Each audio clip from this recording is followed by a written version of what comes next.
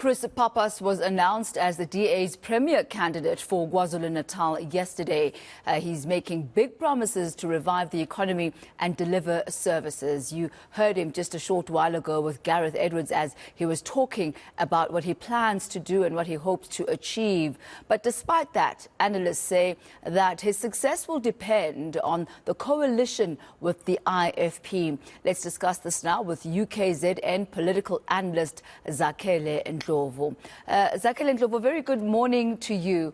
What goes without saying is that this is going to be the very first time that the IFP contests an election without its founding President Emeritus, the now late Buthelezi. What impact do you think this is going to have on the IFP, specifically in KwaZulu-Natal? Yeah, this is a very good question. I think that the IFP should be able to use Prince Buthelezi's passing to send a message that they're gonna respect his legacy and make sure that all the things that he stood for, they will continue to deliver on those things. So I think if they do that, they stand a very good chance of maintaining the momentum that they had been building over the last couple of elections, because we saw them taking control of municipalities.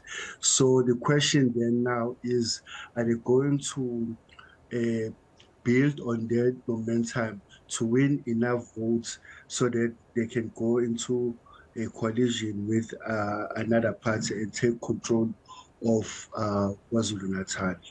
We do know that it is the president or the picture of Buthelezi that is going to be used on the ballot papers. Do you see that being advantageous for the party? Is the IFP likely to come out stronger because of his passing, ironically?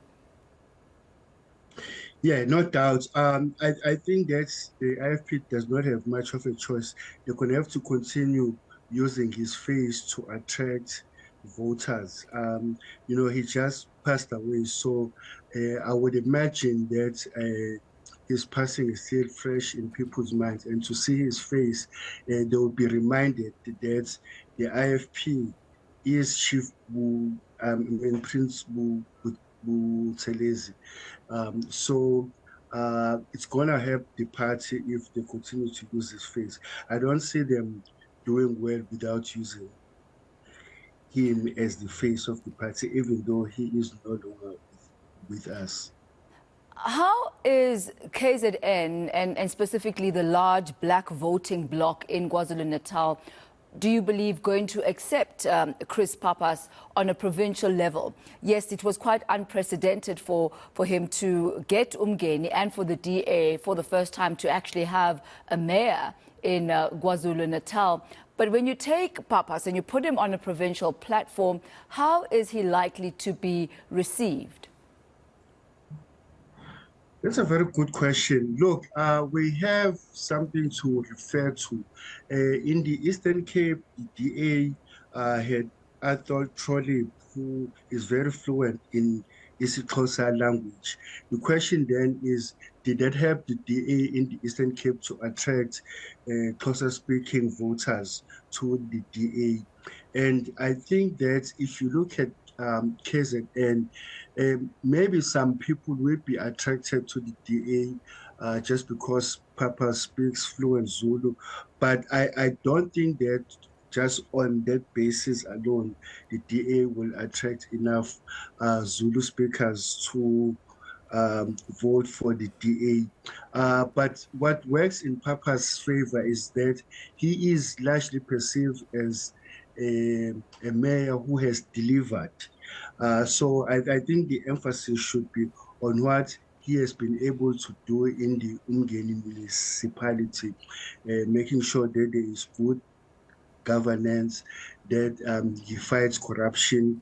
I think the issue of him being a Zulu speaker is not going to be much of a factor. I mean, I don't think that it's going to attract Zulu speakers to the DA necessarily. Let's take a look at the numbers now. It's all about that all-important 50% mark.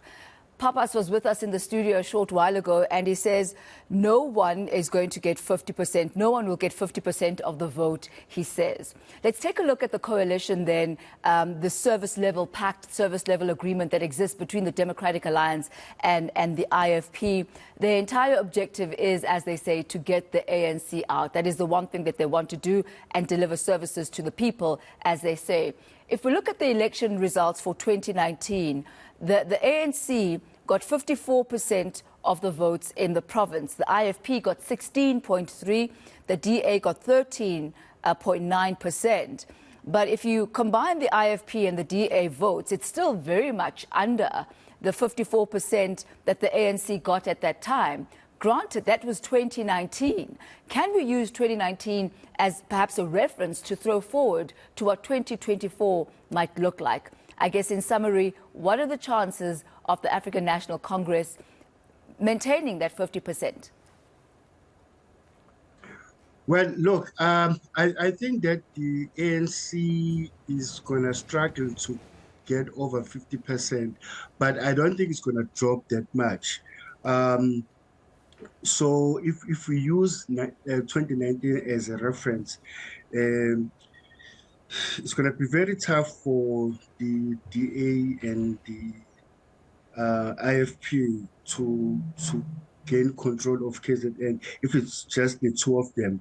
But then if maybe they get one or two parties to join them, then there is a possibility. But I think that if you look at how the IFP has performed in the local government elections, it could grow its support. But as for the DA, the chances of them growing their support significantly is very slim. So they will have to rely on the IFP to do well for them to take control of the province. And then another question would be, will the IFP agree to have Pappas as the premier of the province if they win sufficient votes for them to say in a coalition government they are the dominant party? So I think the IFP would also want to have one of their leaders as the premier of KwaZulu-Natal. Thank you so much for your analysis this morning. Very much appreciated, sir. Thank you so much for your time.